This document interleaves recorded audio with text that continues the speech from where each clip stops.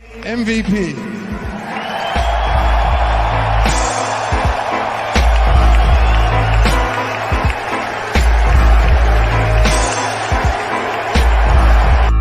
It's one in the air, left center field, back it goes. Harper, the swing of his life. We never get ahead of himself. As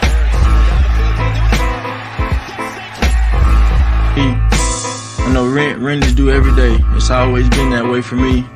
Always been a get better mentality every day, grow every day, be a better leader every day, be a better quarterback every day. And when that wrench do, I don't plan on missing no payments. So.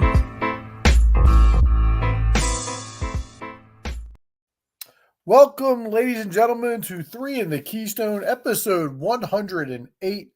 Myself and Chris Guest here tonight. Al Ryan may be along later, may not be along later.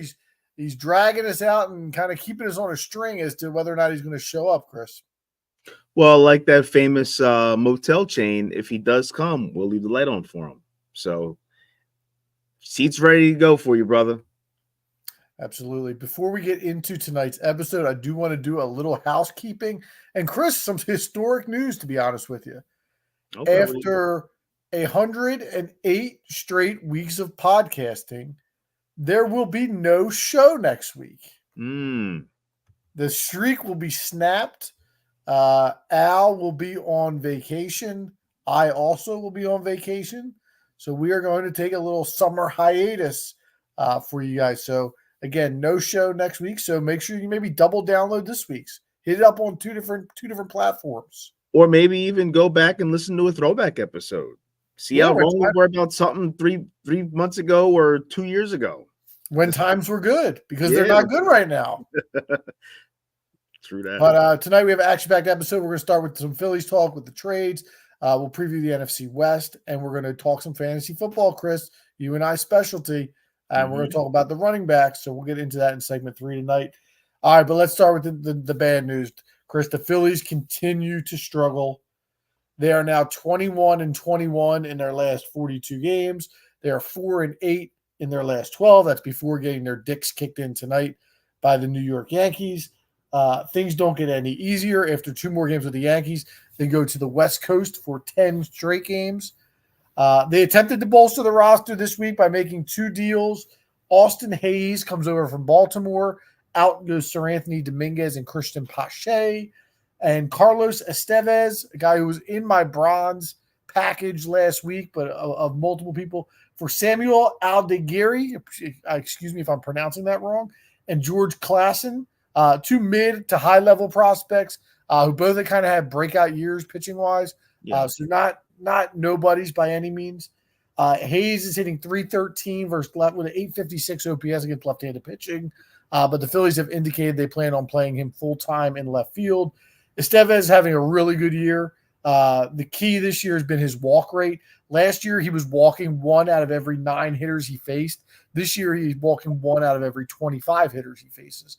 That's been a huge thing. He's holding hitters to a 169 batting average with a 490 OPS. But my question is to Chris. Let's start with Estevez because I think he's the bigger acquisition of the two. My concern is, and I always bring this up, he's never pitched in a big game in his life. He's pitched for Colorado. He's pitched for the Angels. That worries me. Do you think he's the closer moving forward? We talked about this before with Thompson. I don't know. I mean, should he be? Probably, but who knows? I mean, they're out here saying that he's going to get. I mean, it's a weird response that they're saying that he's going to get the majority of 9th innings or a big chunk of 9th innings. I mean, just like commit to the guy or not. Is he the closer or is he not the closer? So that just pisses me off when you manage like that with a bullpen and you don't just give designated roles. I hate that. I know that's today's baseball, but I hate it. But you're right, Seltzer. I have the same worries and concerns as well with guys when they haven't been in those big moments before. But at the same time, look at it from a glass half full. They got to get it. They got to start getting in those moments at some point. Right. So here we go. Yeah, I'd like to think, given the peripheral stats, if he's able to perform that way, he's going to be successful here. I think he's going to be fine. I think the move is good. You got to give up some stuff to get stuff. Klassen and Adigiri. They may turn out to be decent pitchers, but at Classen's some been point, talked about a lot this year. He's had a really good season. who's that? Klassen. Yeah, he was the bigger of the two prospects Yeah. that they gave up for sure. But listen, you got to give up something to get something. These prospects don't always pan out. If you look back at some of the past trades the Phillies have made, and I do want to kind of go back and touch on that a little bit as we get further into the segment. So I don't have any problem with the Estevez deal. I think Austin Hayes stinks. I don't know about Dude, you. I couldn't agree more. I do not like that move. I mean, I get what it's a good thing they didn't give up minor league prospects and they gave up guys that they basically had already given up on for him. But to me, he is not an upgrade. I don't know. And then especially to say that he's not going to be a platoon, he's going to be your left fielder is strange to me. And I know Dombrowski's apparently liked this kid for a while now, according to what he said. I don't know if that's smoke and mirrors or not, but he went out and got him, and I don't know. He's not going to be able to face a left-handed pitcher every game. And I've seen him tonight in this first couple at bats miss balls, not even close, just swinging at things. I mean, like how Nicky Bat swings at just anything on the outside. He's swinging at the same things, and that concerns me. And I don't know. The Orioles are a really good team. In fact, you could argue based on their record and how they play the game and their personnel, they're a great team. And we talk about things that scare us. It always scares me when great teams or great programs give up on certain guys, because why the hell would they do, especially from their major league roster? Like they couldn't find a use for this dude. If they know he can hit left-handed pitching, do they not think that they'll face a left-handed pitcher at some point in time and use him, or need to use him, even if it's just pinch hitting? And they gave up on the kid. So, and I know he wasn't too happy about it from different things he said, and I understand. But I agree, Seltzer. I don't about to say he stinks, but I don't see the value add. Yeah, I would think that they lost the trade. I think that, again, I've always held hard on Dominguez. I don't trust him, but I've always liked him. And I think, 2 years ago, he was a crucial piece in that bullpen. Mm-hmm. And essentially, is Estevez an upgrade from Dominguez? Sure, but I'm not sure. I'd like to have them both, to be honest with you. I mean, you basically rob Peter to pay Paul in terms of Pache and Hayes. Like, you're not – I think that obviously Pache's a better defensive player, and he's more versatile as far as where you could put him in the outfield, I think. But he's not – I mean, Hayes has not shown, at least not recently, that he can hit the ball back to how he was in his prime a few years ago of hitting – what was he? I think his career high, I think he had, 20 – I want to say 22 home runs. Yeah, I'm on this page in front of me now. Give me a second to look it up. I have the splits up. I think he had 22 one year and like 17 or 16 another year. And other than that, he hasn't been really that great. I mean, he's just been an average player. And to be fair, having been they moved the left field fence back at Camden Yards, and it's one of the hardest parks to hit a homer out of. That left field is extremely deep, so that has definitely affected his home run numbers. And I don't think that there's not a world where you can have Pache and Rojas on the same roster. That's fine. Yeah. I have no problem giving up Pache in the deal. I don't think he's enough of an upgrade for this offense if this is all we're doing. I agree. Now, if you tell me that we're going to get another guy that's going to be a legit cornerstone, so to speak, outfielder that's going to plug and play every day, and Hayes is going to be a platoon guy, then I might be able to be open-minded to that. But to sell us on him being the new left fielder for this team who has championship aspirations, and he just got traded from a team who has equal championship aspirations, that's weird to me. Yeah, but do you think the Orioles are saying that about Dominguez too? No, because, I think that it's a little bit different because pitchers are they're valuable, but they're also very flimsy. I mean, you could go 1 year with the lights out. I mean, look at Alvarado. Look at Dominguez. Dominguez 2022 was excellent, right? And then ever since he got hurt and he's come back last year and this year, he's not been the same guy. Alvarado, great year last year, great really first half of this year, I thought. All of a sudden, he can't get anybody out in big spots. So on the opposite side of that, you have a guy like Soto who has been pretty much dick for the most part and then all of a sudden had a stretch of time where he got red hot. So like, until they put him in a situation that mattered. And he was awful. Yeah. And that's another thing with Thompson with managing his bullpen, and that they said they want to give Soto more high leverage situations. Why? I think he had earned that with the way he had pitched, and now he's back in the mop-up duty. Well, see now, but I would argue the opposite. I would argue, yeah, he was great, but keep him where he's been comfortable.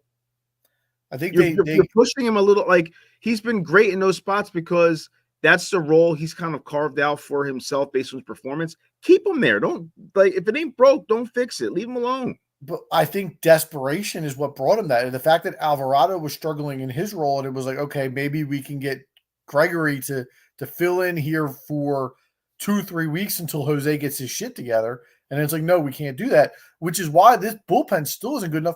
And they give up a piece in that bullpen. And they gave up a piece. And like the lineup is too streaky. And maybe every Phillies team since 2005 has had that problem. Listen, we talk about this all the time with the Sixers. Like, maybe it's you watch them every night and you see things. Maybe every team is like this. Well, the Yankees, damn sure. The Yankees have been awful for the last month and a half. Well, yeah. Well, they just came to life last series, so they I think that's what I'm saying. So they weren't great for a long time. Well, they got 12 tonight. Yeah. But what I'm saying is, like, we've seen this Phillies team in 2 consecutive postseasons go cold like that. If you remember, Game 3 against Houston in World Series, we rack them. We go up, we blow them out Game 3. We go up 2-1. Then we get no hit in Game 4, and we don't hit again for the rest of the series. Last year, Arizona, we don't need to relive that. What happened if they're winning the first 2 games of the series? Bats just went dead cold. Do you think it happens more with this group, and why, than to other teams? I'm not. We're going through it now. You want to get into as far as that question of what we think is the issue? I think what I'm asking is, do you trust the lineup to be able to get through an entire postseason as it is right now, or do they need it? Do they need another stick? I mean, it's a streaky lineup because it's full of streaky dudes. I mean, Schwarber's streaky, Real Muto's streaky, Castellanos is king streaky.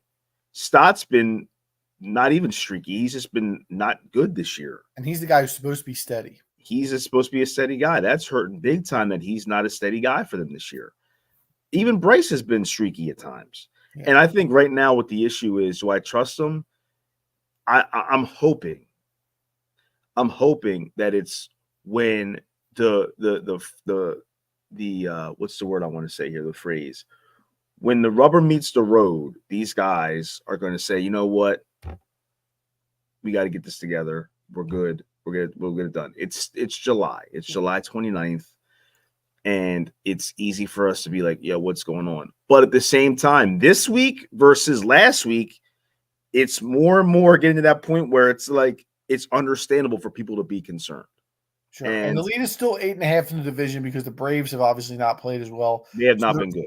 So they've holding on to that. And again, baseball is a long season, and the dog days of summer can certainly cause every team to go into a funk. But again, it's been a 42-game stretch that they played 500 baseball at this point, and there are apparent holes in the rotation. Now, the rotation is just a little bit of injuries at this point, the lineup and the bullpen, and they need to address them. And well, Seltzer, hold on though, because you said it originally, and I think you're right now. I think that we don't know what the hell is going on with Ranger. Ranger has been another streaky dude this year. And now this is another outing where Wheeler has faced a really good team and got his doors blown off. I don't worry about Zach. I don't worry about Zach. Well, he's faced a team, like there's been 2 teams so far that he's faced this year that possibly be a World Series matchup. Baltimore and the Yankees. And he's gotten shelled in both of them. And that's bothersome. I don't know why that is. We've seen him pitch in big games forever. I'm not saying that he's going to go into the tank. I'm just saying that when it comes to winning, I'm in this for a championship. Yeah, I'm in this for a World Series. So I'm thinking about October and November. And if this guy has whatever issues or whatever's going on with him with certain teams with these deep lineups, that's a little bit of a concern because that can block you from winning that title. And so when you get to that point where like all year it's been like, oh well, so what? Wheeler's going to be pitching tomorrow, will be good. And for the most part, that's been valid, that's been accurate. But then you get to with Ranger, same thing. Well, Ranger's pitching tomorrow, and Ranger has not been a shoe-in win anymore this year. Well, I think it's the regression. He overachieved for the first 2 months of the season. He's not a pitcher who's going to have an ERA near 2 for the majority of the season. That's just not who he is. And at some point it's going to come back to earth. The most consistent dude in that rotation is Sanchez. And Nola's been good. But historically we know that Nola can flip-flop any minute. Oh, at any moment. That's what I'm saying. So we have never seen Sanchez be like, what the hell is this dude doing? We've seen him be average. Now he's definitely clearly above average. He's been borderline great this year. But as far as consistency, as to this point in the end of July, he's probably been top to bottom, and I'm sure the stats would back that up, our most consistent pitcher. Not our best pitcher, but at least our most consistent pitcher. Yeah, I still probably say Zach, but you're right. I mean, Sanchez has been a rock for most of the season, and you have to worry about his innings because he's never had a workload like this in his entire career. So that he's coming up on that. There's one other guy that's lying in the weeds and really hasn't got any blame yet, and I don't think he deserves blame at this point. But I want to put on the hot seat. I want to put Mr. Dombrowski on the hot seat a little bit here. Okay. I'm looking through, Chris. What has he actually done to deserve all the credit that he's gotten with this Phillies team? Let's go through and look at some of the moves that he has made since he's come through his team. And I just thought about this 10 minutes, so I don't have him lined up. Okay, I don't know if I want to get on this train, but go ahead. We'll see what you got. All right, ready? Kyle Schwarber signing. I'll give him a thumbs up. Right? We're good with that?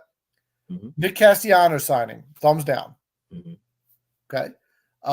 The trade deadline 3 years ago, here were the pieces we added. David Robertson, trash. Noah Syndergaard, trash. And Brandon Marsh, who, while he has helped us, is now basically a platoon outfielder, and the guy they gave up is a borderline all-star catcher. Now, I know you had no pathway here, so we'll call it a neutral trade, I think, at that point. Okay? Last year's trade deadline, when this team, again, was looking to be a contender, who do we bring in? Michael Lorenzen and Rodolfo Castro. Those were the two guys we got at the trade deadline last year. He was awful. Lorenzen. The no-hitter, but yeah. They should have pinch hit with my man. My man got a bat, Lorenzen. They should have let him pinch hit. So, and listen, I'm not giving him props for signing Trey Turner. That was basically John Middleton saying, here's my checkbook, go get the guy. Everybody knew that Trey Turner was a guy. The Taiwan Walker contract, trash. Did he trade for Alvarado, or was that before? That was before he came on board. He didn't sign Bryce. He didn't sign Wheeler. He hasn't really, to me, we trashed Ruben Amaro for doing the job and basically gutting this team to the point where we had nothing left after the run was over. But you know what? At least he saw the window, and he went out and traded for Cliff Lee, and he went out and traded for Roy Halladay, and he went out and traded for Hunter Pence. And he went out and traded for Roy Oswalt. He went for it. I don't see that out of Dombrowski. And I know prospects are important for your farm system and for your future, and you got to have young, controllable talent, but they all don't pan out. And when you have a window, sometimes you got to be willing to make the move. All right, so you want to trade your man or not? Who? Miller. You want to trade him? I'd rather trade the pitcher. Why am I drawing a blank? Painter. I'd go Painter before Miller. You want to trade Crawford? I'd trade Crawford in a second for the right guy. Yeah, I mean, that's hard for me to co-sign. Chris, how many Don Browns and I know, Michael but this guy's got a Taylors pedigree. His dad played for a long time. Was a really, really good player, an all-star player. So did Michael Jordan in the major leagues. Meanwhile, Garrett Stubbs on the mound as we speak. It's just a joke. I honestly, I turned it off an hour ago, but I can't, there's guys I'd give up, but I mean, like I said last week, I don't want to see those guys, those blue chip guys, blow up and have their major leagues, their careers. But what if you can win a World Series? Does it matter if they win a World Series? Those guys can still help you win a World. Would you rather be good Would you rather be good for 5 years or 15 years? If I don't win a World Series in 15 years, am I going to win a World Series? there's never a guarantee to win a World Series. Was the stretch of baseball from 2012 to 2019 worth it for 2008? Yeah. Okay, that's what I'm saying. Yeah, it was. But if you don't, and we've had this argument before with the Eagles, where would you rather be a team that's always right on the cusp or in the mix of a title every year for a decade, or would you rather have a team that's dominant for 1 year, wins championship, and then you suck for 10 years? There's no guarantee that you're going just because you're going to be in the mix doesn't mean that you're always going to leave empty-handed. Like, you could still win 1 or 2 or whatever in that 10 years or 15 years, however long it is where you are in the mix for it. Correct, but it's not a guarantee. And I'm not saying that trading for Never Luis Robert or Tanner Scott makes you guarantee, but it certainly helps by all. All right, let me ask you this question. Tomorrow, you're Dombrowski. You get a call, and there's a possibility for you to trade for Crochet, Robert, or Tanner Scott, but you have to trade Aiden Miller. Which one of those deals are you trading Aiden Miller for? Or trading Aiden Miller to get? Because they're rumored to still be in on Crochet, which is shocking. Robert would be the guy because he's controllable. He's still young. He's a center fielder. He fills a need. I have concerns about his attitude, his lose, but like he's the kind of player that we need at this point for this lineup. I would not trade Aiden Miller for Tanner Scott. I'm not for a reliever. I'm not trading a future cornerstone third baseman. And Crochet's got some weird shit going on with his trade demands. I don't know. Did you see that? Yeah, so he wants to go somewhere where he's going to get an extension and he's not going in the bullpen.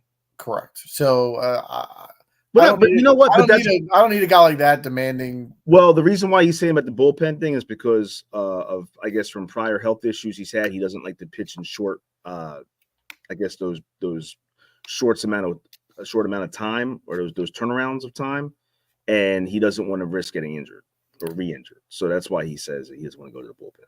That's fine. Well, then he can stay in Chicago for all. I mean, I think that somebody's going to. I think those guys are going to get traded tomorrow. I don't know whether they'll be here or not, but I think those guys are going to get, or someone's going to take those guys. Now, here's another thing, Robert. You said about the issues with, or not issues, but the fears of how he fits in and his personality and this and that.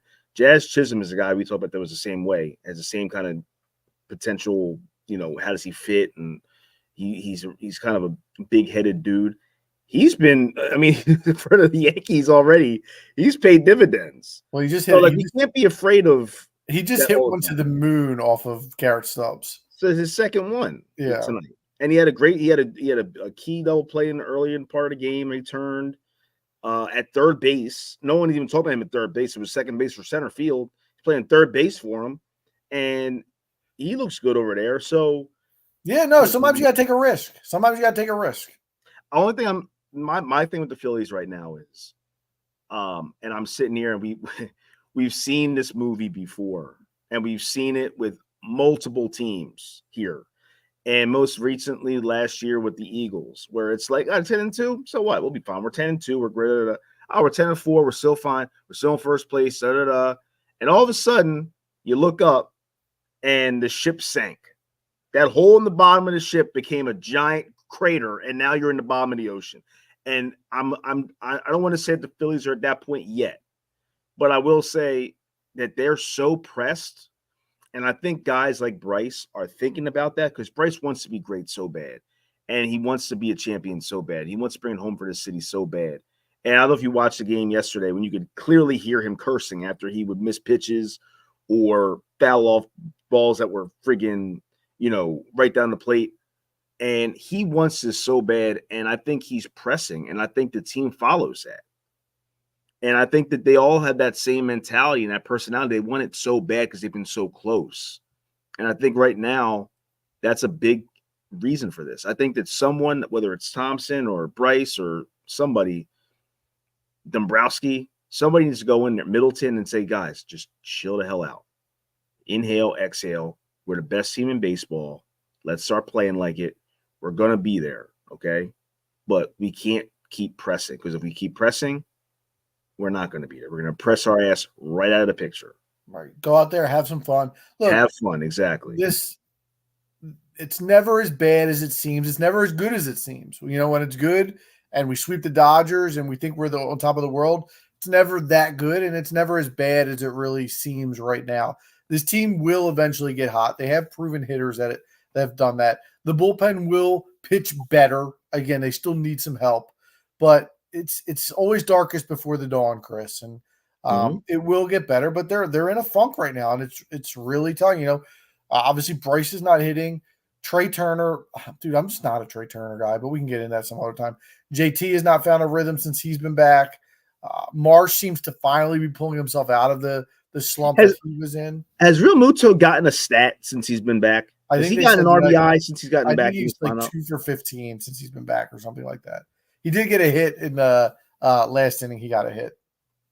Yeah, see, that's the guy that I've never been. I mean, you and me both. I've never been a big JT guy. I'm more anti-Turner. I can't stand Turner. I like him, but he's another one that's been streaky this year, and he was red hot. And now, hopefully, he doesn't turn the other way. Yeah. And his glove is terrible. He's terrible. What did that happen? What happened? Terrible. I thought he was a legit fielding shortstop before we got him. Terrible. Again, I think it's pressing. Been pressing for 2 years on the defensive side of the ball. It's a tough market, man. Yeah, but listen, we'll see what happens tomorrow. I'm pushing the pressure on the Mr. Dombrowski. I hope he sees what happened tonight, and it forces him to be a little bit more aggressive tomorrow, because the Phillies are now down 14-4 in the 9th inning against the New York Yankees. Do you think that if you had to guess, who would be the guy that you would predict would be traded to the Phillies tomorrow? If anybody's going to give him Scott. I think they trust the lineup enough that they've seen it perform in the playoffs, and they realize that this bullpen is kind of out of bullets right now, especially with Alvarado struggling as much as he is. So I think they go with Tanner Scott, because I think they need another arm from the left side. What do you think? I would probably say the same thing. I don't know what his market's going to be, and who knows, it's going to go in the last minute, so it might keep getting. His stock might keep getting higher based on just bidding. Yeah, I mean, who was it? Jason Adam yesterday got traded for the 3 top 10 prospects in the Padres organization. Yeah, so at that point, I mean, I'm out on that. I can't do that like you said. I'm not doing that for a reliever. But if you want to give me an ace caliber pitcher, if you want to give me a center field plug and play guy that is going to be our locked into our starting lineup for the next decade. If you want to give me even someone that's going to be locked in for the rest of the year that we can trust, right, then I would pull a trigger on a deal. But all right, until then we get Austin Hayes, so we'll rock out with that. We'll have Isaac Hayes, the late great Isaac Hayes. I mean, it reminds me so much. It's not on that level of bad, but the Rodolfo Castro move last year was the same thing. Everybody's like, "Oh, he mashes lefties. He mashes lefties." Came here, couldn't do shit. And I hope that we're just getting on this guy way too early. Maybe he'll show us a little something, but I don't really see it. And like I said, I'm so scared of the fact that a great team gave up a guy that they could use. Right. I agree. I agree 100%. So I agree 100%. All right, let's jump into segment 2 tonight. We're going to continue our divisional previews. We're going to go to the NFC West. Chris, and when we start these, we always go with the over-unders from Vegas. We start from bottom to top. So let's start with the Arizona Cardinals. Over-under is 7.5 for the Cardinals this year. They've been 4-13 in each of the past 2 seasons. They had a rare feat last year, Chris.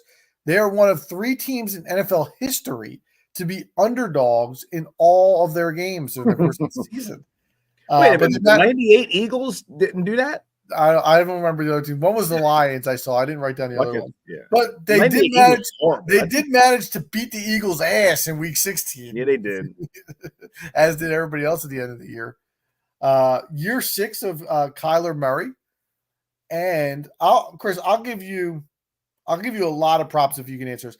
There's only 4 teams in the NFL this year that are returning the same coach, same offensive coordinator, same defensive coordinator, and same quarterback. Arizona is one of them. All right. I'll give you a hint. I'll give you the other three teams were all playoff teams last year. Oh, okay. I was say the Jets because even if Rodgers only played a game, I don't know if they. No, that would have to be that's counts as a new quarterback. Like if a guy was out for the majority of the year. All right. So you said they were all playoff teams? Yes. Well, the rest of them. Okay. Detroit. Detroit is one. Green Bay. Green Bay is not one. They must have lost a coordinator. All right. Buffalo. Buffalo is not one.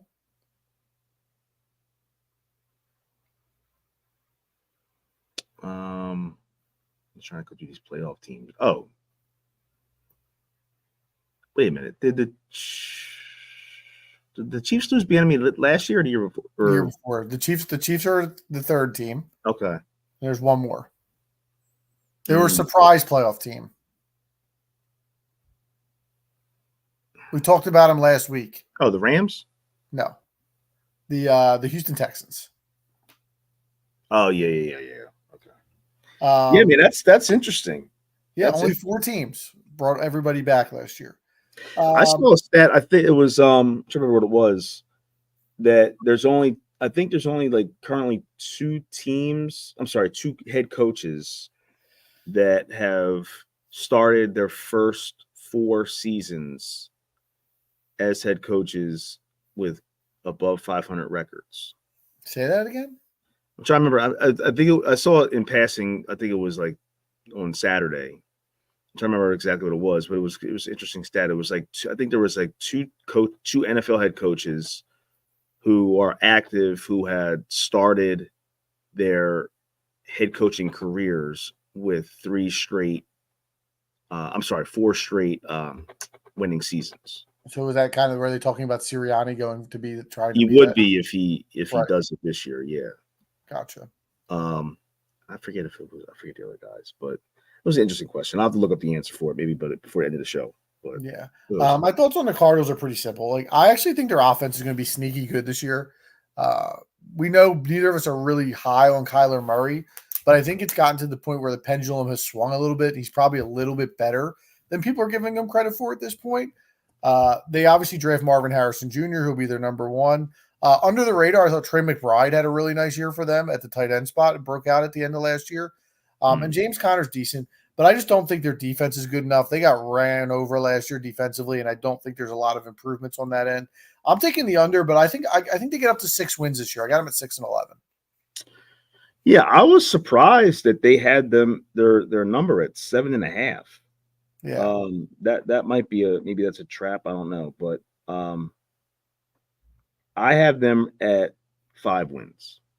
So I'm gonna take the under. I just don't see it. Like it depends on the Kyler Murray we get. If the Kyler Murray we get is from a few years ago when he was explosive and he could run around the field and make problems for defenses, and sling it to Marvin Harrison is my favorite rookie, and he's going to be a superstar like his daddy was. But if he comes out and he's a gunslinger and he's a fun watch, I think that team will be a fun watch. But he's got to stay healthy, and we got to see how another year with Gannon as a head coach, what that means. Teams are going to have a book on him now as a head coach and this and that. I don't really see them. I don't see them getting close to 7.5. Yeah, so we're in the same boat. You have them 5 wins. I have them at 6. Yeah. Also, that answer to that question was it was NFL head coaches who have had winning records in their first 4 seasons. I think ever it looks like Bill Belichick and Mike Tomlin. 2 Hall of Famers. Yeah.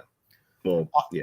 Exactly. I have another as we move into Seattle here. I have another coaching nugget for you here that we'll go into. Seattle, the over-under is 7.5. 9-8 for the second straight season, but they did not make the playoffs. 21st in offense, 30th in defense. Let's get your thoughts. Pete Carroll out, obviously, as head coach, retiring. Mike McDonald is in. Let's get your thoughts on the Seahawks. I'll be honest, I couldn't remember for the life of me who was the new head coach of the Seahawks. Yeah, I had to look it up too. I forgot Carroll retired until I was. I remembered he did, but I couldn't remember who took the job. Yeah, so they got a nice player with Byron Murphy in the first round this year, D tackle from Texas. That'll help them out with that defense a little bit. But I mean, they've never, ever since that Legion of Boom team, they've kind of taken a step back with their defensive abilities and be able to stop teams. I have them at just over. I have them at 8 wins. So they won 9 last year. I'm going to say they're going to win 8 this year to go 8-9. Okay. I mentioned I had a stat for you. How about this one? The last 7 head coach hires in the NFL that were defensive coordinators previously, only one of them has had a winning record in their first year as a head coach. And that was DeMeco Ryans last year. And I think part of that is the fact that they managed to draft C.J. Stroud as a quarterback. So the defensive coordinators who have come over as head coaches have not been very successful. We mentioned when we did our quarterback rankings, I know you weren't on that one, Geno Smith, having Geno as a quarterback, it's kind of like, what are we doing at this point? You know, he's not an up-and-comer. I think he had his career year. His touchdowns dropped from 30 to 20 last year. His completion percentage dropped from 69 to 64. They got weapons all over that offense, so they should be, especially at the receiver position. But they're getting a little older. I mean, Tyler Lockett regression would not be surprising by any means. DK Metcalf, I feel like we've seen – I don't want to say we've seen the best of DK, but I think he's kind of plateaued a little bit in regards to what he is. I'm a big Jackson Smith and Jigba guy, but the offensive line is still not good. The defense was bad last year. I'm not sure it's going to be a lot better. I think this team is going to have a terrible year. I think they're going to be one of the more disappointing teams in the league. I got them at 4-13. Wow. I just think, you know, sometimes you have a disaster year. I think it just could be a disaster year for the Seattle Seahawks. So that will put them in last in the basement. That will put them at the bottom of that division. And again, I think Pete Carroll was a really good football coach, and we'll see what Mike McDaniel could do in his first year as head coach. But I think losing Pete Carroll is a big deal. Well, they definitely need someone that can get their defense back up and running because they didn't. I mean, their defense was very. I mean, as far as points against, they were 25th, I believe it was. 30th in yards. 30th in yards, and even offensively, like they couldn't run the ball consistently, and they had injuries with Kenneth Walker and the offensive line's not good. The offensive line's not great, and they were in the middle of the pack for passing yards. You got to hope that if you're a Seahawks fan, that Geno stays healthy. Number one, and number two is able to get them a little bit more than 230 yards average in the air. But they do have a good. I mean, they got good backs. Like their backs are a really good. Walker's good. Charbonnet we'll see this year. Yeah, and so I think, and even their receiving group, I love their receiving. The receivers are really good, but again, Tyler Lockett, he had a little bit of a regression last year. DK's good, really good, and I like it. Yeah, I like the receivers. I'm not going to be a hater on the receivers. I think it's just their defense, honestly. I mean, their offensive line good enough, and the quarterback is like quarterback's there. And you got Sam Howell and Temple's own PJ Walker as third string behind you. Yeah, we'll show you there. But yeah, I think that their offense isn't going to be that. I think they'll be okay, but that defense, man. I mean, who do you look to go? I mean, Leonard Williams. You got my boy Devin Witherspoon, who was backed it up and was really good last year. He was really good last year. Bobby Wagner. Bobby Wagner's so old. Well, Bobby Wagner at this point is he's on the Commanders now. But who's the linebacker I was looking at? For them currently, because they have. I was gonna say they have their main defensive players are Witherspoon, Tariq Woolen, and Leonard Williams. At this point. I don't know why. I don't know why I said. I don't know why I was thinking of that linebacker. Bad insight by me there, Bobby Wagner. I don't know why I was thinking. Yeah, he's been gone. Even Noah Fant, like he can catch a ball. He's a nice tight end. He's not one of the best, but he's a really solid one to go along with that receiving group and those backs. I just think that I'm interested to see actually how are we sure Geno's going to definitely be the starter? I'm positive he'll be the starter coming out of camp. We'll see what happens as the season goes on. If it's a disaster like I'm projecting it to be, I wouldn't be surprised if you saw Sam Howell. I was going to say, because I would agree that I would, if I had to bet cash, that Geno will be the starter. But they got Sam Howell for, he had a solid year and they might have been trying to hedge their bet with Geno a little bit by getting him in there. Yeah, I wouldn't be surprised if we see him before the end of the year. Yeah. All right, let's move on. I got the LA Rams, 8.5 is the over/under. They were a surprise team last year, at least to me. Chris, I know you were bullish on them last year. They ended up 10-7, making a wild card. They've won double-digit games 5 of the last 7 years. They started the year 3-6. They finished 7-1 before getting into the playoffs. And the key was actually the running game, Chris. The first half of the year, they were 17th in the league in rushing. And then in the second half of the year, they were number 6 in rushing yards, mostly behind Kyron Williams, who came back strong in the second half last year. Also, Puka Nacua, 5th-round pick, 105 catches, almost 1,500 yards for him. So they were able to build. However, the biggest news of the offseason, Chris, was the retirement of Aaron Donald, which is obviously a monster loss for that team. Where are you at on the Rams? Well, just to get out the way, my prediction, I had them at the over. I had them at just sliding on the over with 9 wins. I think they'll be 9-8. First of all, I am so nervous about Puka this year because I have him in my league, and I don't know if he's already peaked for a career from that year last year, or if he's going to build on that. I mean, all the different metrics that you see, like obviously it was a historic rookie season for a receiver that he had, but the numbers would tell you that he's going to project to still continue to be an elite player. But the Rams are interesting though, because they're like a team. I would disagree with those that think that they're a pass friendly team. I think that they're a run team that uses the run to set up the pass. I agree. And Kyron Williams has been awesome for them, and McVay loves him, and so I think that'll be big for them. But then again, they draft Blake Corum, and they signed Boston Scott. Got to mention that. Signed Boston Scott this year. So the Giants game. He'll get maybe one carry a game or at least a chance to catch a kickoff, because kickoffs in the NFL are a joke at this point anyway. But I think that they'll just sneak in with the over there for the season. I got them at 9-8, and I think that they could even be better than that. But I think at baseline, I think 9 wins for them. All right, I'm going to double down with where I was last year on this group. I'm going to go under. I'm looking at this No team. respect. Yeah, no respect. It kind of hurt me to do it. I have Kyron Williams on my Dynasty Fantasy Football team, and I'm very nervous for what he's going to do this year because I'm not sure if he didn't overachieve and peak last year. Again, they bring in Blake Corum, so we'll see what that means for that running game. Matt Stafford, a year older, really had a good year last year, proved me wrong, but another year older. Cooper Kupp, a year older, has been struggling with injuries the last couple of years as well. And again, I mentioned it earlier, I don't think you can quantify the loss of Aaron Donald to that defense.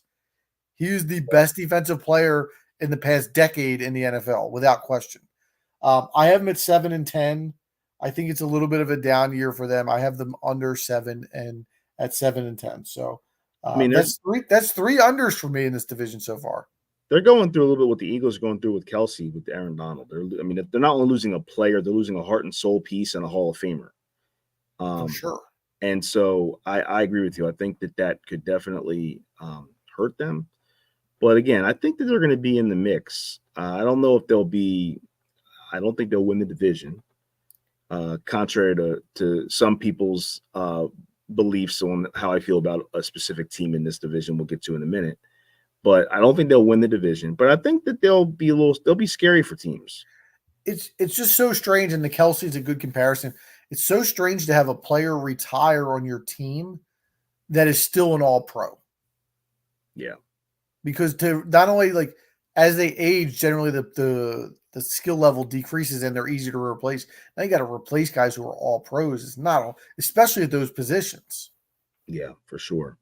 So we'll see how it goes. I mean, they still playing leadership. They got Kupp, they got Stafford. They've got, obviously their head coach is a good leader. So they've got leaders and leadership in that locker room. But I mean, Donald's he's a beast, man. I'm glad to see him retire in a sense, because I mean, I would always, I mean, we're going to see those guys this year, and I'm glad that we don't have to worry about blocking his ass. Yeah, that's the truth. All right, let's go to the last one. Your favorite team, San Francisco 49ers. Over under is 11.5. The defending NFC champions. They were 12-5 last year. They've won double-digit games in 4 of the last 5 years. Ended up losing in the Super Bowl, obviously, to Patrick Mahomes for the second time. Most of the core is back. They do lose their defensive coordinator. Drake Greenlaw tears his Achilles in the Super Bowl. We'll see what happens with him.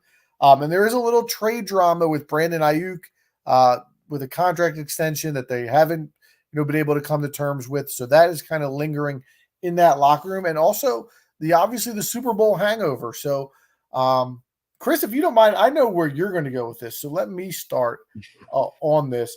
I'm still very bullish on this team. I think they have a great coach. I think offensively they have a ton of weapons with McCaffrey and Debo. Ayuk, we'll see. Kittle. They draft a rookie out of Florida to play, who I think is pretty good. With that said, there's a lot of question marks for me, Chris. I worry specifically about the Super Bowl hangover. Getting back there. They were able to get a full year out of Christian McCaffrey without any injuries. Debo Samuel missed a couple games, but he was healthy the majority of the year. George Kittle, another guy who was healthy the majority of the year. A lot of things broke right for the San Francisco 49ers this year. I still think they're going to be very good. I think they are a contender in the NFC, but I got them under. I got them at 11-6 with a little bit of a hangover issue for them this year. So I think they're going to be very good, but maybe a few extra L's on that schedule this year coming off the Super Bowl. Yeah, man, I agree. And we know historically what it means for NFC teams specifically to come back into the season after being in the Super Bowl. And they historically do not do well that next year, at least not as well. So I still give them benefit of the doubt. They have too many playmakers and too many dudes on this team to not just fall off a cliff. I had them also at 11-6, but that would also cover the under. There's distractions all over the place in this team. I mean, you didn't even mention, and if you did, forgive me, but I don't recall you saying about Trent Williams. Correct, I did not. Trent Williams is having an issue as well with his contract and things like that. So that's another distraction potentially. Ayuk's issue, obviously. Debo never stays healthy for a full season, and if he doesn't do that this year again, and Ayuk gets either traded or holds out, where do they go? Because they're looking at a receiving room without those two guys of third down Juwan Jennings, Ricky Pearsall, who's a rookie, Danny Gray, Chris Conley, Ronnie Bell. Like, these guys are like, where do they go from that point? I do like a lot of George Kittle, I guess, and he always has an issue or two, an injury or two in each season. So yeah, a lot of things broke right for them. So we will see. I still think they're going to be really good. Did you see the any of that receiver show yet? I've been watching a lot. I'm probably 7 or 8 episodes. Maybe not that, but 5 or 6 episodes in. I like it. Yeah, those dudes are clowns, man. I'm sorry. I can't. I like, they just echo what I've already thought. For somebody who loves wrestling, how can you not like George Kittle? He is. I just think he's corny. I just think he's like. I mean, I'd never say it to his face because look. I'm not. And Debo's fine. I got no issue with Debo. I just think these guys think that they're don't stink, and they were right last year. They whooped everybody last year except for the Chiefs. What happened? What did they come home with? Same thing the Eagles had the year before. Exactly. But at least we were a bad call away from potentially coming back and winning that game. They were right in the game too. No, I know, but I just feel like I don't know. I don't really. They're not a sometimes there's dudes that you see in real life and with their real life situation, and you're like, you know what, they seem to be actually kind of cool dude, whatever. I don't feel that with those guys. I think Kittle's a down to earth guy. I think he's just corny. I think, and I mentioned this to you before, I know Purdy's not in the show a lot, but I think he really balances out some of those personalities I think he comes off the few interviews he does very mature and down to earth. and I kind of will a give guy. him that. I I will think give him that. I Yeah, think he settles that group down. He's like the yang to the yin to the yang for those guys. and we didn't even talk about that distraction. What Are they Purdy? going to pay my man or what? I think he's got to do another year before he's going to get paid. So how long? I mean, does that ever creep into the conversation as far as his mental scope waiting for that bag? I haven't heard anything about him. Not that he's going to hold out or anything like that. I'm just saying, as far as if he starts thinking about that and making stupid mistakes because his mind's not fully invested on the field, it's invested elsewhere. Yeah, no, I mean it's a good point, but I don't think he's there yet. And from what I've seen in that show, I think he has the ability to compartmentalize if he needs to. And also with Trent Williams, again, same thing. If he doesn't, I mean, I would imagine I feel like these guys are going to come back. I feel like Trent Williams is going to come back. Ayuk, I think if he's not traded, he'll play. I don't think he'll hold out. But still, those things are looming, and if both of those guys are out, that team's different. I mean, we saw last year when they were missing Trent Williams and Debo that they went on that 3-game losing streak in the middle of the year. But then they'll say that as that'll be the excuse. Well, we didn't have Ayuk and Trent Williams didn't play, and we would have beat everybody if we had that. Oh, you do the same thing with the Eagles. Stop. All right, so listen, we didn't do best bets. I'm going to obviously with my prediction, I'm going Seattle under is my best bet. Yeah, I'm going to do Arizona under for mine. Okay. So those are our picks for the NFC West. As you can see, I had all 4 teams going under the win total there. So we will see what comes with that division. But now it's time to get into a topic, Chris, that you and I love a lot. Yeah, this is what we came here for. Let's be honest. And that's fantasy football. And we do it a little bit differently here on the podcast. You can go anywhere you want and you can get cheat sheets and where you should draft these guys in orders. But what we want to do is we're trying to predict where the top 10 running backs are going to be at the end of the year. Who are going to be the top 10 statistical leaders? So again, this is not the order that you should be drafting the running backs in. And Chris, I want to just to clarify and defend ourselves a little bit because I got some wild names on my list. You don't want to do tiers at the quarterbacks? What'd you say? You don't want to do the tiers at the quarterbacks? No, we're not going to do that dance. But here are the top 10 running backs from last year in a half-point PPR, 6-point per touchdown league, obviously. Jahmyr Gibbs is number 10. I don't think we talked about him last year in the top 10. Bijan Robinson was 9. We did mention him. Joe Mixon was borderline. He was 8. Rashad White was 7. Nobody talked about him being a top 10 running back. Derrick Henry was 6. Travis Etienne was 5. Breece Hall was 4. I don't think we talked about him coming off knee surgery. Raheem Mostert was 3. Nobody talked about him before the year being a top 10 guy. Kyron Williams, who we talked about in the last segment, he was number 2, and nobody even mentioned him at all. He went undrafted in almost every league. And then obviously Christian McCaffrey was number 1. So listen, I got some wild names here, but the proof is in the pudding, man. Running backs are an unpredictable bunch. So you're going to try to chase the gold here by reaching for some of these cats? Yeah, I'm going to throw some names out there at you. Why don't you hit us? Why don't you hit us with your guy who you predict is going to finish number 10 in fantasy football this year? Well, so I was going to ask you before I get into that. So we don't have any statistics on the ready for how we did with our predictions of the official top 10, do we? I'd have to look back. So last year we did it differently because we did the combined list of the 3 of us. So it wouldn't be any individual list. Right. I could pull it up and maybe post it online. I'd have to dig into the Instagram. I might even be able to look into it a little bit now. If you get a minute or you get some time, post it to the IG folks. Scroll while we talk here. Yeah, that'd be cool. If not, it is what it is. Number 10 for me is Derrick Henry. I think Derrick Henry is awesome. I have him in one of my leagues, my league, I should say, and I think he's a elite running back. But he's also getting a little long in the tooth, and he's going to be running behind a good O-line and in a good system with a versatile quarterback that'll help him out a little bit with spacing and stuff like that. But I think he's a little bit overrated this year. And knowing how Baltimore loves to run the ball and having multiple runners of the ball, I wonder if that changes even with a 28, 29-year-old Derrick Henry. If he was in his prime of 24 or 25, maybe not. But with his age, I don't know. I wonder if he's gonna if they're gonna still maybe give him maybe max out at like 15, 16 touches versus 20, 22. Yeah, I don't have Henry on my list. I think eventually the wheels are going to fall off, like we've talked about many times. Making the change to a team that seems to fit him exactly, the exact type of style of football player that he is. But last year, I mean, we saw the yards per carry. It's dropped from 2020. It was at 5.4.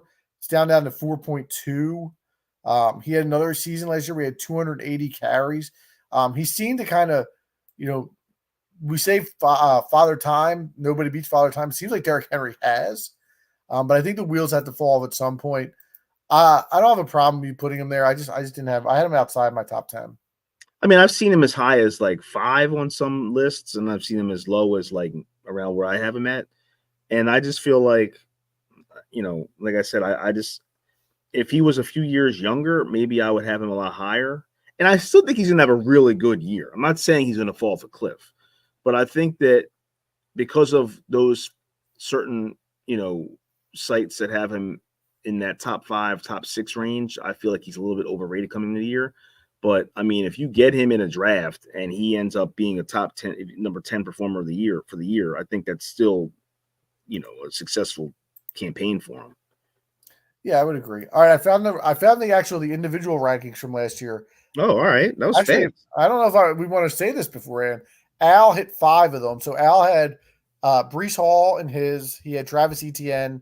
He had Derrick Henry, Bijan, and McCaffrey.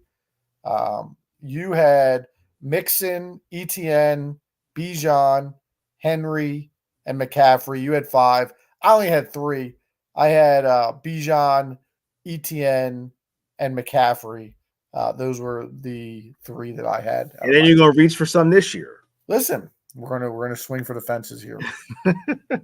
Well, speaking of Etienne, I have him as my number 9. Hold on, let me do my number 10.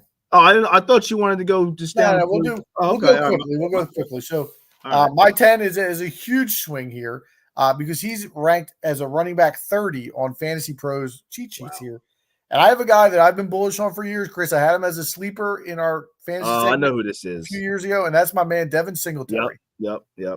Listen, Devin Singletary came on strong last year for the Houston Texans when they gave him an opportunity. He had double-digit fantasy points in 7 of his last 9 games. Obviously, he goes to the Giants now, which is not a great offense, but he's going to be the workhorse there. They don't have anybody behind them. I don't know if you watched Hard Knocks this year. They seemed very bullish on bringing him in. He seemed to be the guy they wanted from the get-go. He obviously has. That's not saying much. They come off as dopes on that front. Yeah, but they had him. Those guys had him in Buffalo, so there's some familiarity with what he's done there. I just think he's a really talented running back. He's averaged over 4.5 yards per carry whenever he's gotten the opportunity. The Giants have upgraded the offensive line in a couple spots. I think he could be poised for a really good year. Yeah, I think he is what he is. And that O-line still sucks. That O-line is still bottom 5 in the league. I mean, projected at least. Now, they might come out and be, overachieve that. But they're still projected bottom 5, bottom 6 O-lines in the league. And he's not shown in his history of being a bell cow back or a guy that's going to get – when I say a bell cow back these days, I don't mean a guy that's going to get 30 carries. I mean like the 80s and 90s. I'm talking about a guy that's going to get anywhere 20 plus carries in a game. And even that is, I was going to say, even that's not as common as it is. Yeah. I mean, Singletary's going to be a 18 touch per week guy between the air and the ground, I think. And I think maybe a lot of his damage will be done in the air, maybe, but I don't agree with you on that one. Okay. That's fine. Let's go to your number 9. So yeah, I was saying my number 9 is Travis Etienne. I think that he's another guy that the only thing with him for me is he's got to make sure he stays healthy. But I've seen him. But this seems to be around his range, around between like 8 and 10, 8 and 11. I have him as 9. I think that Doug and just that team in general, that offense. I think they're going to want to take a little bit of pressure off of Lawrence, not make him have to drop back on 5 or 7 step drops and have him try to, get rid of the ball quickly or hand the ball off and not have to worry about, being in, getting hits and things like that. So I could see him definitely having a big year this year. Last year he had, what did he have last year? He had 58 catches last year. Yeah, he had 12 touchdowns. Yeah. Yards per carry was down. He was under 4. He's 3.8. I don't have him ranked in my top 10. Maybe a little bit of an oversight. I do like him. I do worry about Bigsby getting the goal line work, though, and that could be a factor in his total points. For me, it's like the situation's really good. I worry about the talent after last year. Again, 3.8 yards per carry on 267 carries is not very good. Although I do think he's good. So I was kind of shocked when I saw that number. Yeah, he's still young, too. He's still – this is probably his prime year. So right. I think that what you're going to see from him this year is what you're going to see from him going forward. I think if he gets hurt again or if he just underachieves, I think that you're going to probably put him in a different category going forward. But I think he could be he could overachieve this 9 spot. I could see him being a top 5 dude and being like a prime Alvin Kamara type guy. I had him at number 3 last year. Yeah, I could definitely see him blowing up still, but I'm gonna play it safe with him at 9. Okay. That's my floor for him. I think would be 9. My number 9. You can take a nap for this one if you want, because this is one of the most boring picks that you can make in fantasy football. But I got a guy who the last 3 years, running back 13 last year, running back 9 the year before that, running back 7 the year before that. Any idea who I'm going with here? You said how many? You said 3 years before this? 3 years. He was number 13 last year. He was number 9 the year before that, and he was number 7 the year before that.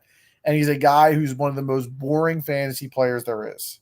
James Conner? James Conner is who Listen, those are his numbers since arriving in Arizona. Yeah. And that team last year was absolutely terrible for the majority of the year, and he still put up numbers. He was at 5 yards per carry last year. He had 9 touchdowns. They should be improved. You obviously have to worry about his health a little bit. He's, only played 15, 13, and 13 games the last 3 years. But he just produces. And, they bring in Marvin Harrison. They have Kyler Murray for a full year. The offense should be better. It should be in shootouts. Listen, like I said, it's a boring-ass pick, but the guy produces. Yeah, the only thing I worry about him is, aside from his health, is they drafted Trey Benson, who I'm very high on in the 3rd round. And that's a high pick for a running back these days, taking him in a 3rd-round pick. And it was the 2nd pick in the 3rd round. So it was borderline 2nd-round pick value from Florida State. And I think he's going to be the guy going forward. So I'm not necessarily this year, but I'm saying in the future, next year and beyond. So I think he'll take some carries from Conner this year. But at the same time, Conner might welcome that. He wants to stay healthy too. So and he'll still get goal line carries and things like that. And he can catch the ball a little bit. He'll be fine. I have him in my league as well. And I'm anyone listening from my league, I'm open to trading him. But at the same time, I wouldn't mind keeping him either. I think he's just one of those guys. You hit it right on the head, Seltzer. He's not a sexy pick, but he's a pretty solid dude that you can rely on to get good weeks out of. He's a dude when you're going against him and you look at the score and you're like, how the fuck did James Conner score 17 points against me? Yeah. And he just does it. Turns him out. All right, hit me with your number 8. My number 8, we talked about him briefly earlier, is Williams, Kieran Williams from the Rams. I think that, and another guy, I think this is his floor. I think that he could easily be a top 4 guy this year, but I'm going to play it safe with him at 8. Also, I think because with him, they also, I said earlier how I know the Rams like to run the ball, but they did draft Blake Corum, again, 3rd round pick from Michigan. And I think that he might get a little bit of work from Williams. Williams didn't really have a lot of guys behind him last year that were really a threat. So that might take a little bit from him, but even if it does, I still think he's a top 10 back this year. And if it doesn't, he can be a top 3 or top 4 dude. Yeah, listen, I had him last year in a couple leagues, and I was blessed because he was unbelievable down the stretch after he recover from the high ankle sprain. I don't have him ranked. I don't. I think it was a fluke. Really? Yeah, 1,144 yards.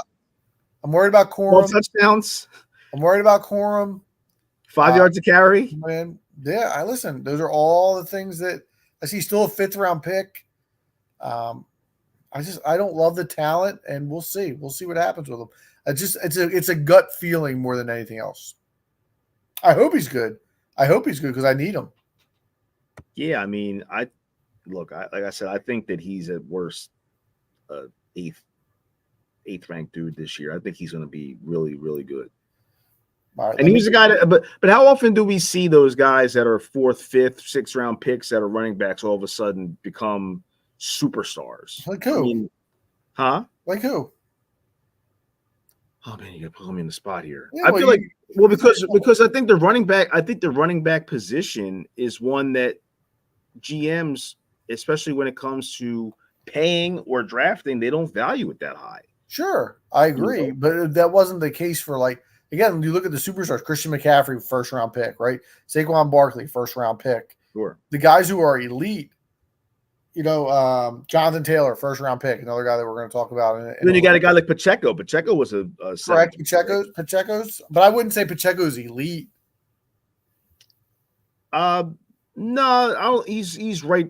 He's right under. He's probably right under that. Yeah, he's very good. But I just feel like, running backs are. You said it earlier. It's 1 year these guys can be fantastic. The next year they could fall off the cliff, with injuries and everything else. And so the same thing happens when they get drafted into the league. Like there could be guys that are high draft picks that perform well and you get value from them. And then there's other guys where it's like, oh, this guy, all of a sudden we put him in for 2 weeks and he had 150 yards each game, and now we can't bench him. And they ride that into a career. And that's not abnormal. I mean, the guy from Miami, who I always say his name wrong, I don't believe he was a high pick. A-Chain or A-Chain. Well, that's a great segue, Chris, because my number 8 is Devon A-Chan. I believe it's how you say it. Yeah, I think that's it. Our fault for not getting these, doing our homework on the pronunciation. I know. I mean, they pronounce the name all the time. I know. Listen, he missed 5 games last year for Miami, but he was the number 5 running back in points per game when he was on the field. In the 8 games where he played 40% of the snaps, averaged 14 touches and 114 yards. The guy was electric all over the field. He popped on the tape all the time. I don't believe Raheem Mostert can stay healthy as he's in his age. I believe he's up to – is he 30 yet? Who's that? Mostert. He's sneaky old. Yeah. I'm pulling it up now. Raheem Mostert is 31. Yeah. Former Eagle. People forget that. He was.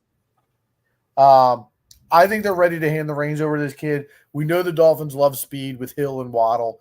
I think this kid's going to be electric, and I think he only needs 12 to 15 touches per game in order to be a top 10 running back. That's how good I think this kid is.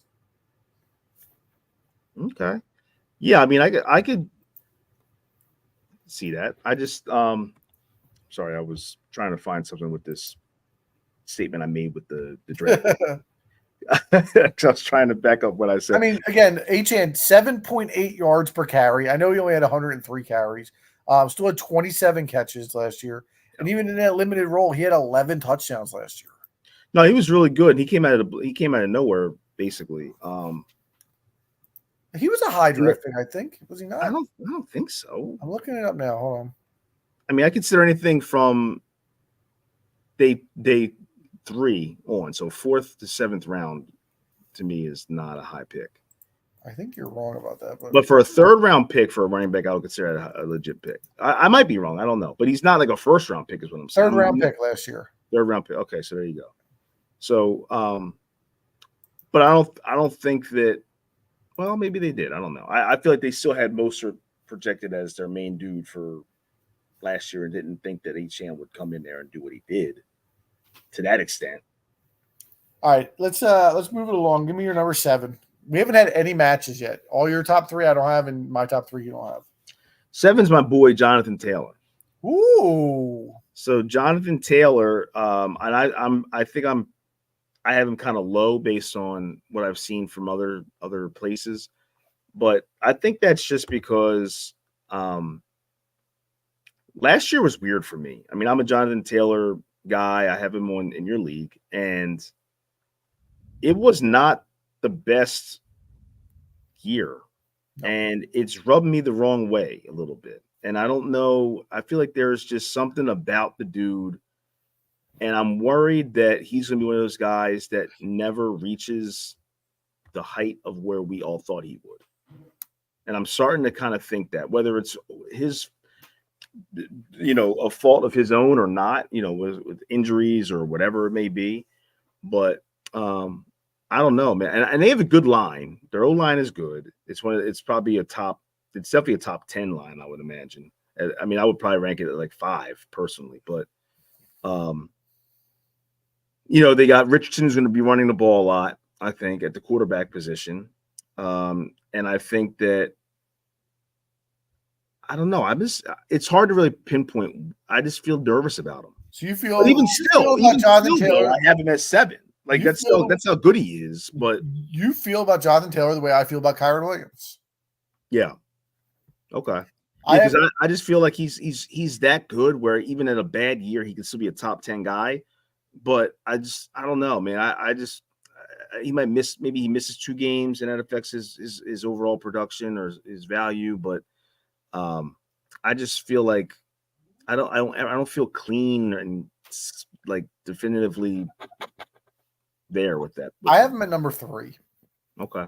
And I mean, listen, we talked about how many workhorses are left in the NFL. Well, Jonathan Taylor is a workhorse. And I could see him getting to be 3. I could see that. And he could, if I can get my hands on a guy who's going to get the ball 20, 25 times a game on a team that I think is going to be very good, I think that has a ton of value. That's why I have him up at number 3. Last year was kind of a lost year. You had the injury, you had the holdout. Anthony Richardson's not there. I think we can wipe that off. I think we can, erase that season. I think he's going to be good. I have him as my number 3 guy. Okay. All right. Let me go to my number 7. This is my last reach. I promise. The rest of them are pretty straightforward. But I got one more guy that's a little bit older that I think can pull it off for one more year on a new team, and that's Aaron Jones. Oh my God. Aaron Jones is a guy. I'm out on that. Aaron Jones is a guy to me that eye test wise always popped off the page. And I always thought he got underused in Green Bay. And maybe I'm a little bit wrong in that respect. But he had some really good years there in the middle. And he still has been, productive yards per carry the last 4 years, 4.6, 5.3, 4.7, 5.5. He can catch the ball out of the backfield. He's had seasons of close to 60 catches. I think there's a team in Minnesota who's going to really, really rely on him, especially with a young quarterback, to do a lot of the dirty work. And he's going to get a ton of dump-off passes, whether it's J.J. McCarthy or whether it's, Sam Darnold. I'm not a big believer in Ty Chandler or the guys that are behind him. Yeah, he doesn't have a lot of handcuff possibilities behind him. Yeah, and I think, he had some hamstring issues last year, but at the end of the year, he was really good when he came back, especially in the playoffs. He had a big game as well.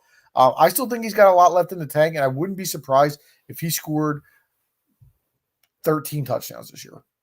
Well, he's 29. Yep. And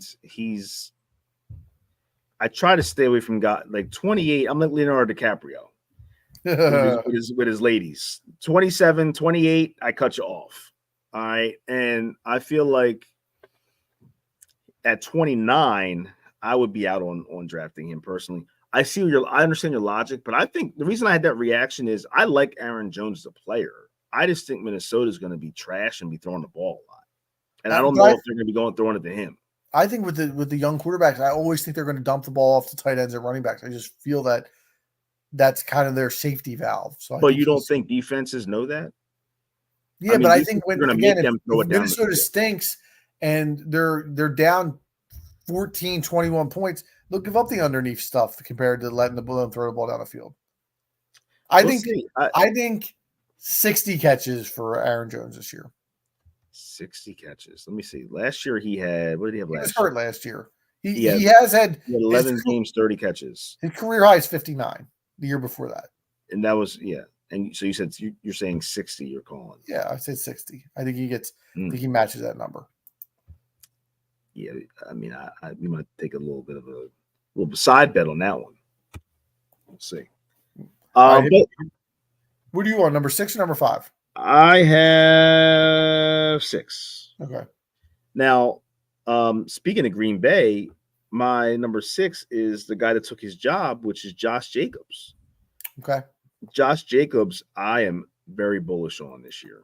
I think that last year, let me pull up his numbers while I'm talking. Josh Jacobs with the Raiders. First of all, 22, he was fantastic. Yes. Last year, he had a little bit of a dud, but he was hurt for a couple games, and he only ran for 3.5 yards a carry, but he still finished with 805 yards, 6 touchdowns, and he also caught 37 passes. That line is terrible. And he still was able to get 800 yards and 37 receptions.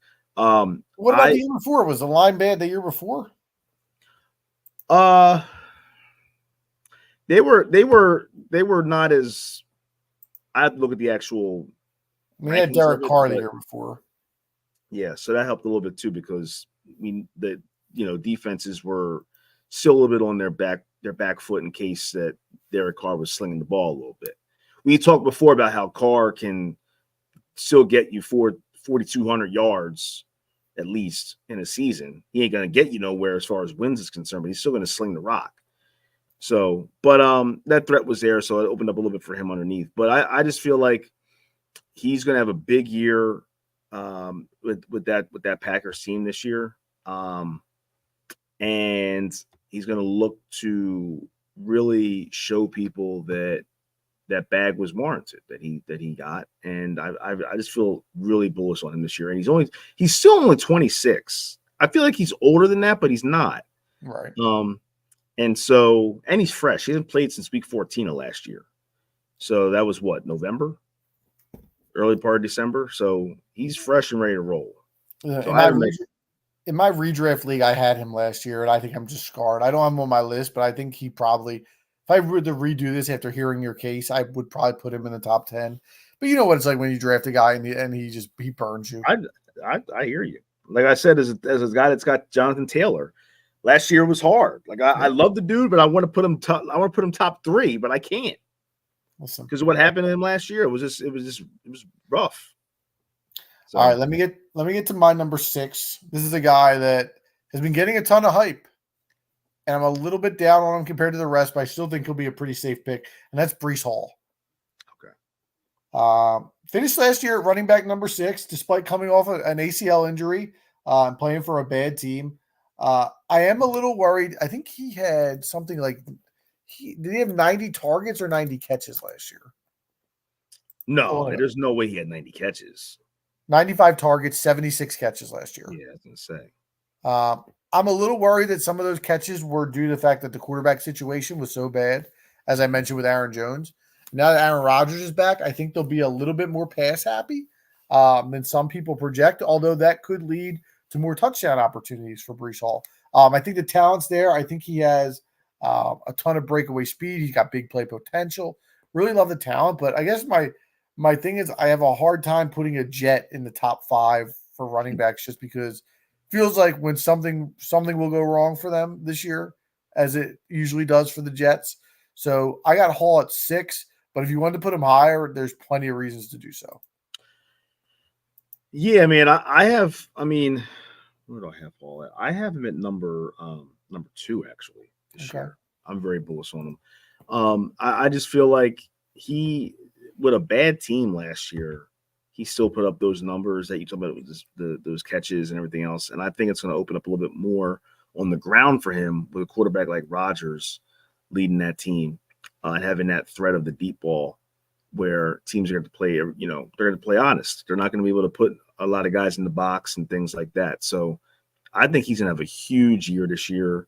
He's only 23, and this is going to be he's entering his prime. It's prime time for Breece Hall at this point. And I think that he is going to have in fact, I would say his floor for me is probably right here where you're taking him. Okay, it's 6. Yeah. All right. So hit me with your number 5.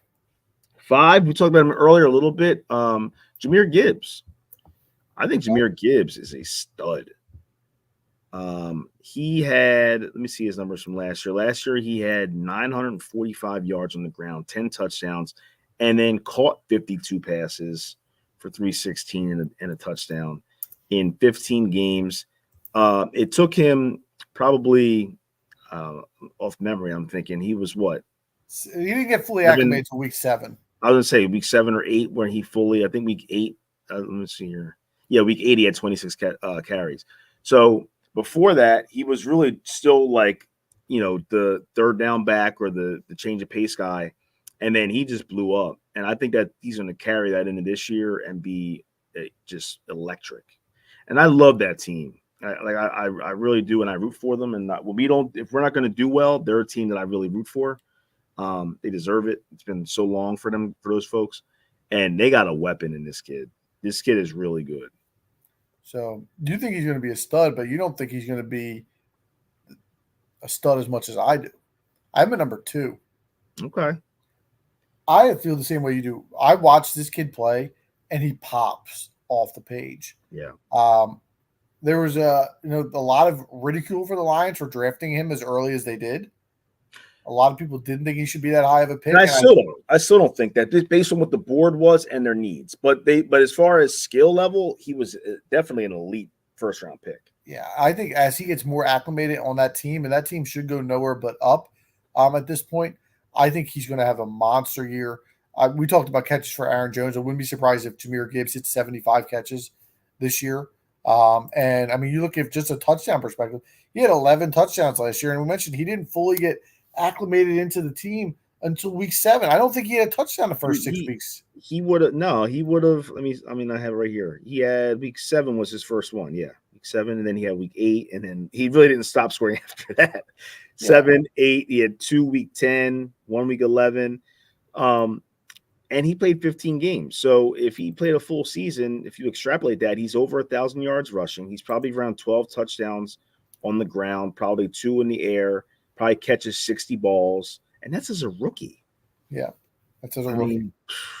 And the guy that, his competition is David Montgomery, who, with all due respect. Now, hold on. That's still my man, too. Let's not put slander on David Montgomery. Well, let's not pretend that Jahmyr Gibbs can't take away David Montgomery's carries. Oh, no, for sure. He's going to take his carries. Yeah.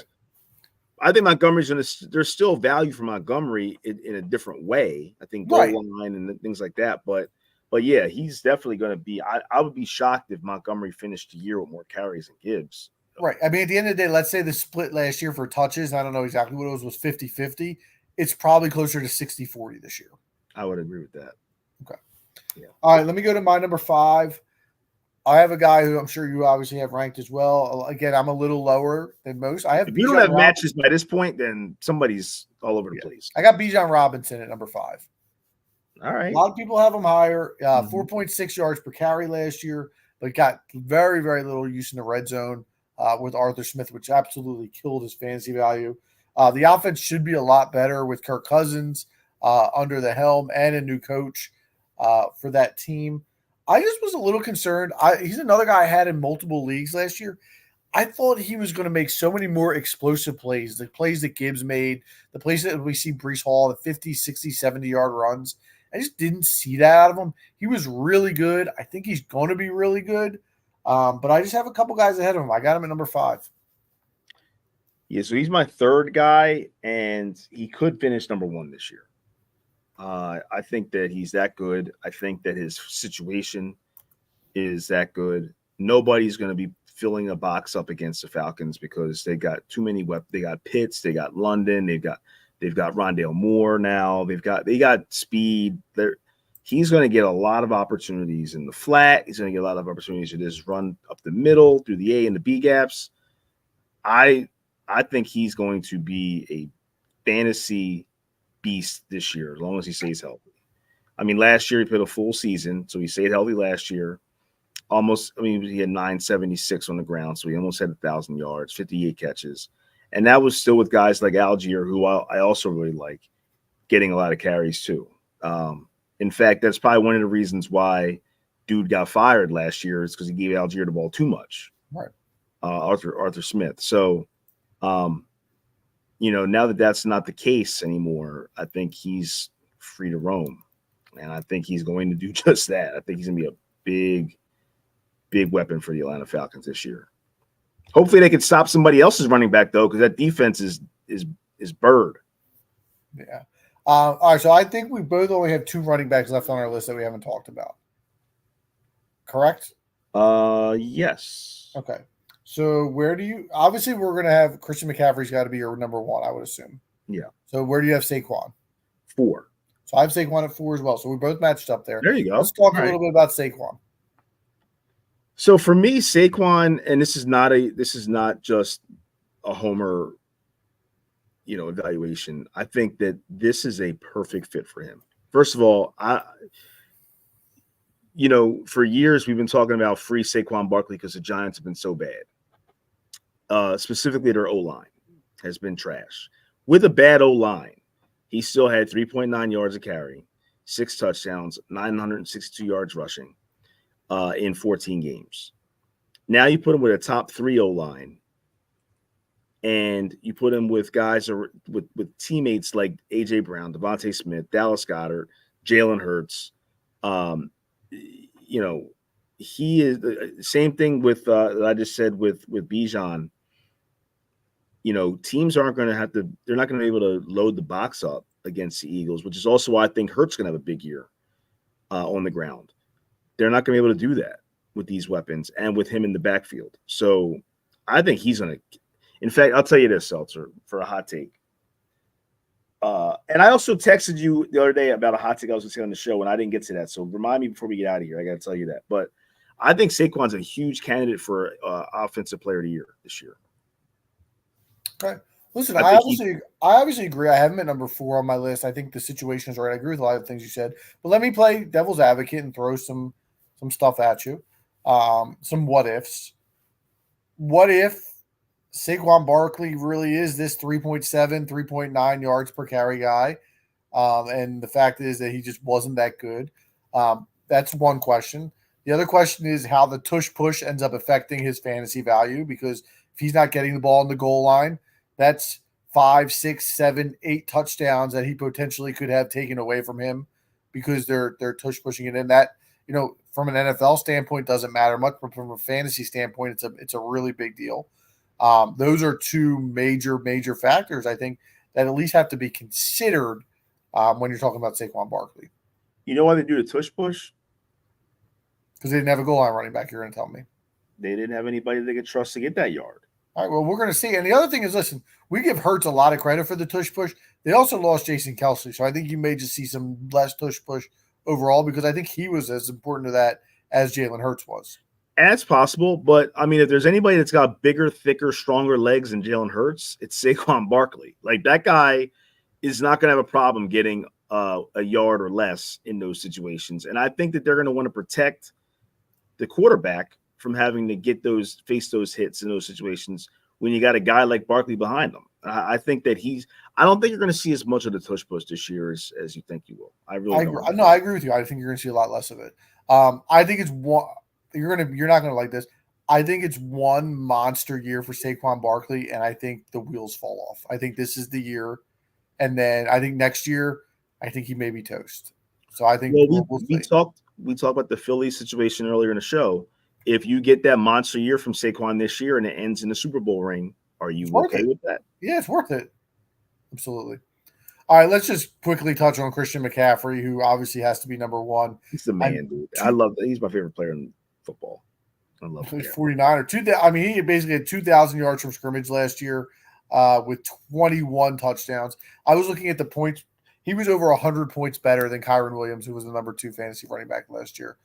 Any list not having him number 1, there's no guarantee he ends up number 1, but there's any list not having him number 1 is just, it's a mistake. He's the number 1 fantasy running back. I will forever be grateful to Chris Lazowski for trading him to me in your league when he was his rookie year in that trade that we did, because he will never be on another team in that league. You were shopping him last year. No, I wasn't shopping him. I was trying to see because I was in a dark spot with my team at the time. But they ended up going to the championship. So now at this point, there's no need for that anymore. I got dudes. By the way, my team is loaded in your league. If I don't win the championship this year, I'm gonna be pissed. I was pissed last year about my team versus your team, but I think I'm equally loaded. Oh no, you've got dudes. I'm not. You're right there, but I feel like I looked at it again, top to bottom. I don't like. I mean, I'm plug and play with all my 25 dudes. I mean, listen, I'll quickly, because nobody really cares about what anybody's fantasy team looks like, but I'll quickly run through my lineup for you for opening week. Well, do mine while you're at it then. All right, we'll do it. And this is a dynasty, so we're building forward here. I got Dak Prescott, Bijan Robinson, and Kyron Williams as my running backs, Jamar Chase, Justin Jefferson, Garrett Wilson at receiver, Sam Laporta at tight end, and then my flex spot will likely be a Devin Singletary, Zach Moss, Jameson Williams, Terry McLaurin. Yes, that's where you get hurt. That's where you get hurt. I mean, that spot's fine. I think Devin Singletary is a top 10 back, so you got to tell me. Now let's go to guest team. Yeah, I mean, I'm going. Well, go ahead. Guest has Jordan Love at quarterback. No. Running back. No. Stop. Jalen Hurts. That's not my starting lineup. Jalen Hurts, Christian McCaffrey, Jonathan Taylor, Nico Collins, Cooper Kupp, Deebo Samuel, George Kittle, Devontae Smith. You have a really good team too. And I got Goddard in the cut if I want to sub Kittle out. Dude. Goddard sucks. Well, fantasy wise, he gets some. He's all right. You got Pacheco sitting there too. Pacheco's in the cut. Yep. Yeah. I got some guys in the cut. I'll see you in the championship, dude. I got right wing Butker in the cut. Yeah. I mean, all right, let's wrap this up because nobody really cares anymore about what we're saying. You said you had a hot take you want to close on. Yeah, so a couple things real quick on our way out. First thing is we did not mention, and it's my duty as the soccer aficionado of the pod, Liverpool Arsenal is in our backyard tonight, folks. Is it Wednesday, I thought? No, it's well, I'm saying it's in Philly, I'm saying. Okay. At Lincoln Financial Field, Liverpool versus Arsenal. And at the same time as Phillies versus Yankees, which is awesome. 2 games that you get in the sports. Wait, how many games are they playing against each other? Who, Liverpool and Arsenal? Yeah. Well, they're on like an American tour, but I mean, as far as in Philly, it's just, to my knowledge, it's just the one. Okay, but I think it's Wednesday. They sent out a thing about the traffic for the Phillies game. So you're saying it's Wednesday? Yeah. Did I say tonight? No, I'm sorry. No, I saw it tonight. I honestly didn't know about it until tonight. Okay. But yeah, it's this week, which is awesome. Also, shout out to all the Olympians, because we haven't talked about the Olympics at all yet. That's a big deal for a lot of people. 4-2 for Joel. Looked good. Got pulled after 2 minutes. Yeah, that's maybe we can bookmark that for next week's show. I might actually be on your team for that one. But the hot take I wanted to say was, speaking of the Olympics, Victor Wembanyama will go down as the greatest basketball player to ever play the game. I'm calling it right now. That dude, if you have any style of play, you have Olympic style, NBA style, street style, you can travel with 7'4" with a handle and defense. You can go to any court you want, any country you want. He is a monster. And I wish Al, he's already eaten his words on that. The Wembanyama bus thing. I believe he's got a Wembanyama jersey in his house. All right. So he's already, at least he's admitted he's eating his words on that. But I'm telling you, he is going to be the greatest player, when it's all said and done, in the history of the NBA. Defensive Player of the Year awards, MVPs, Finals MVPs, rings, All-Star appearances, all that stuff combined. And he's only 19 years old. He's going to play for 20 years. He's going to be the best ever. Listen, that is a big take and a big question, because we agreed yesterday that LeBron James is far and away the GOAT because he is damn near 40 years old, playing with the world's best players in their primes, and he's still the damn best player on the damn team. He's still the leader. He's still the top big dog in the doghouse. Yeah, they all look up to him, dude. Except for maybe, and he backs it up. Yeah, 100%. We have 21, 10, and 9. I said my top 3 all-time U.S. Olympian basketball players: LeBron, Durant, Carmelo Anthony. Now, Melo thing, people are gonna be like, what? But if you look at his stats and what like his team, him and his teams have done in those in any, whether it's the FIBA World Championships, Olympics, whatever, he is a great international player for the U.S. Yeah, he was really good as the 6'9". And he also is playing against guys in their primes in other countries. I mean, that tournament's awesome. When do they play South Sudan? Is it tomorrow? Wednesday. And then Stay they play tuned for that. Saturday. Hopefully Joel can have a better showing than 4-2 with a flagrant foul. Yeah.